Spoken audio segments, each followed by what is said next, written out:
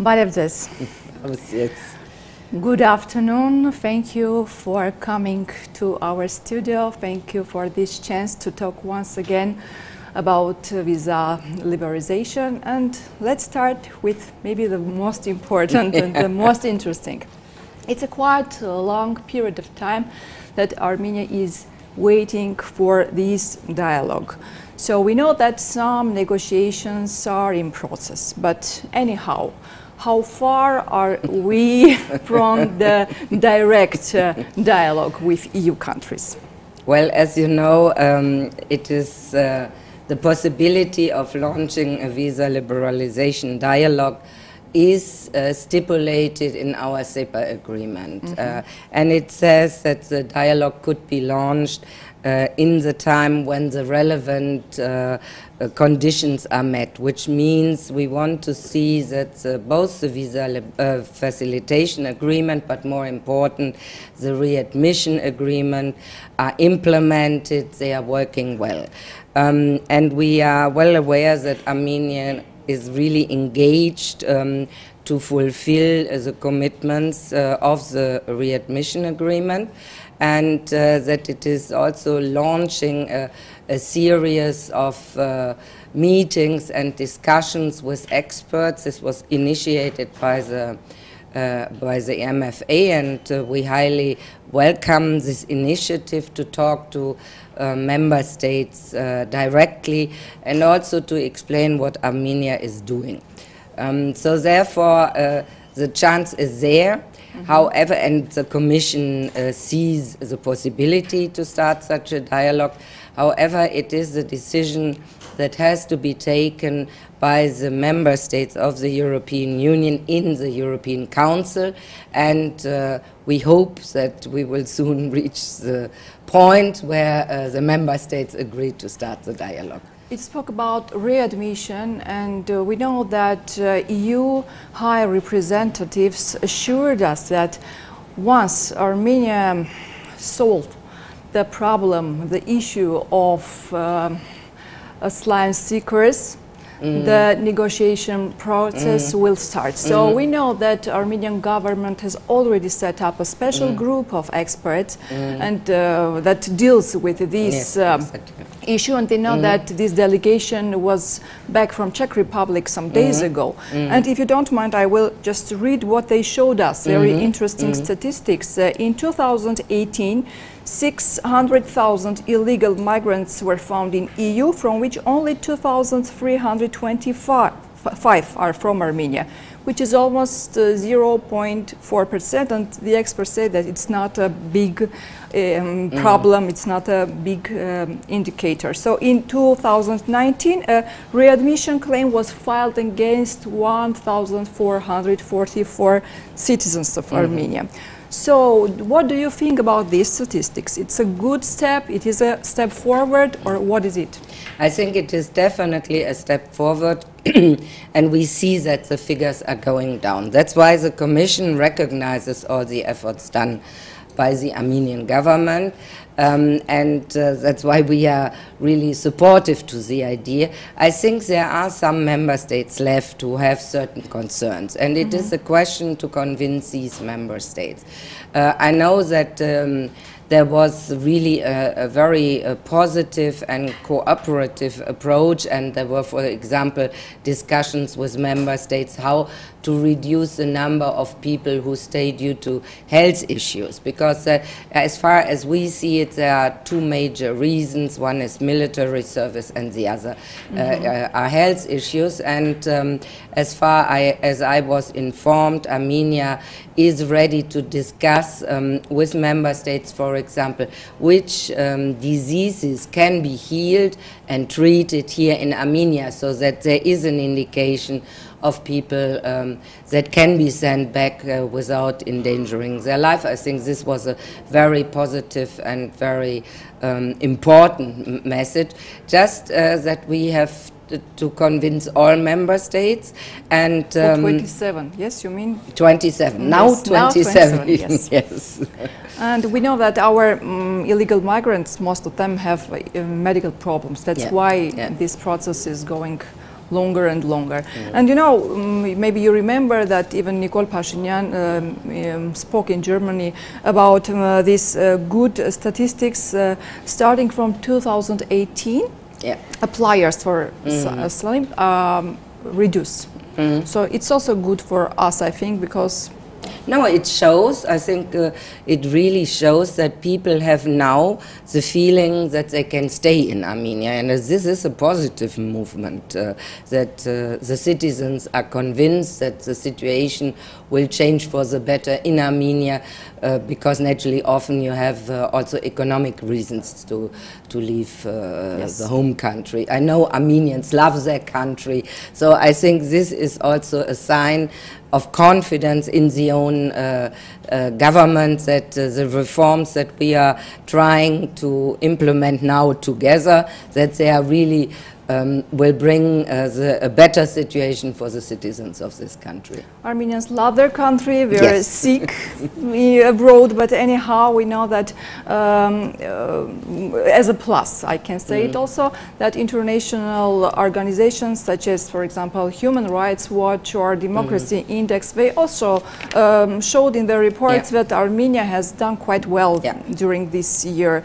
So is it a good factor also for us for starting these negotiations? Yeah, it is needless to say that the visa liberalization agreement is linked also to the reform process. And it is linked to, let's say, the implementation of rule of law, human rights and democracy in your country. So these are positive steps, and I think we are together now really in a process to implement reforms in several areas. I would say the judiciary reform is one of the most important, and this is also, let's say, decisive.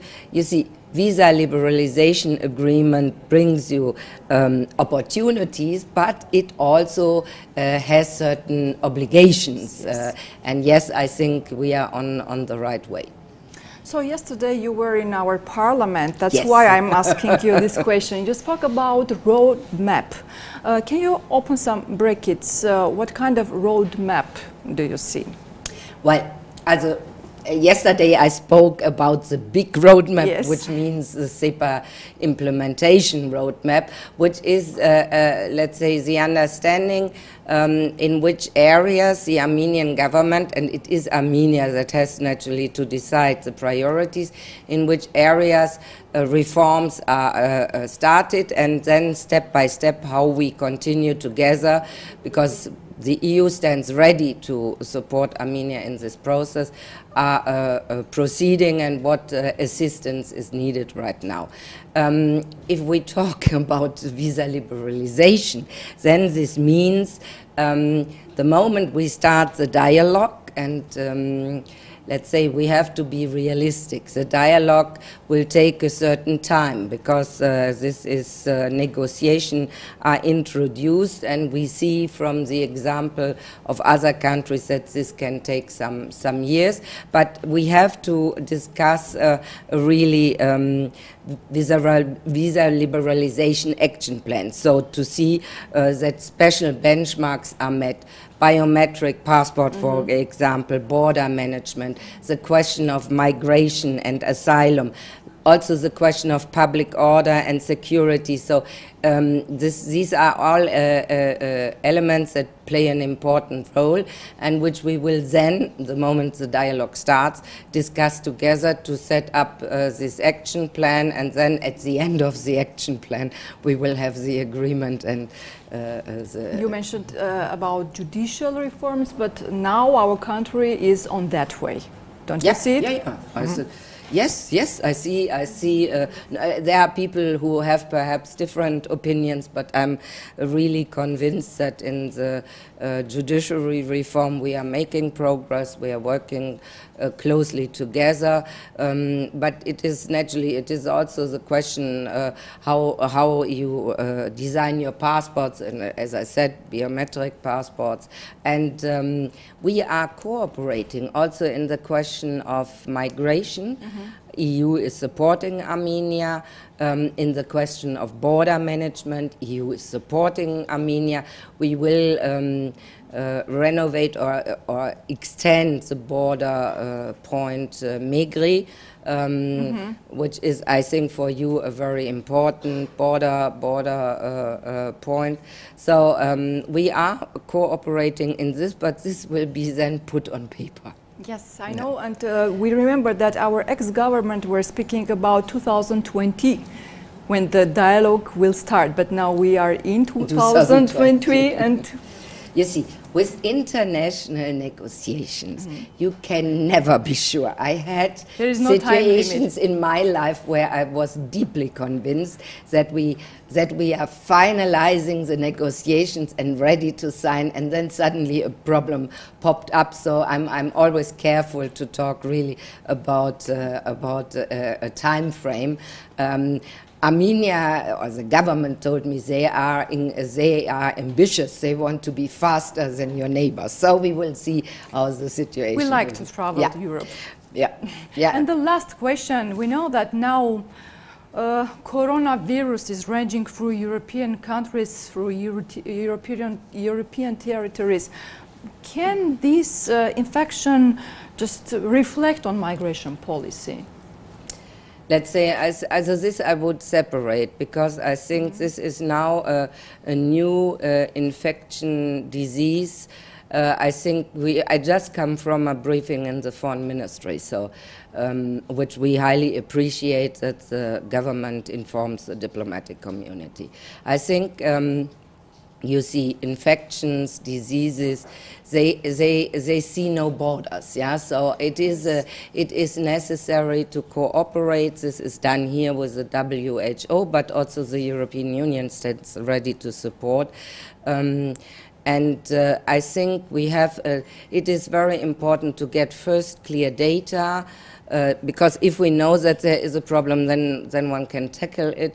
And secondly, that the international community is cooperating. This is done under the WHO. And it has naturally also an effect that people get afraid, so it is a question of public communication, how to inform the citizens what to do in order to prevent to get sick.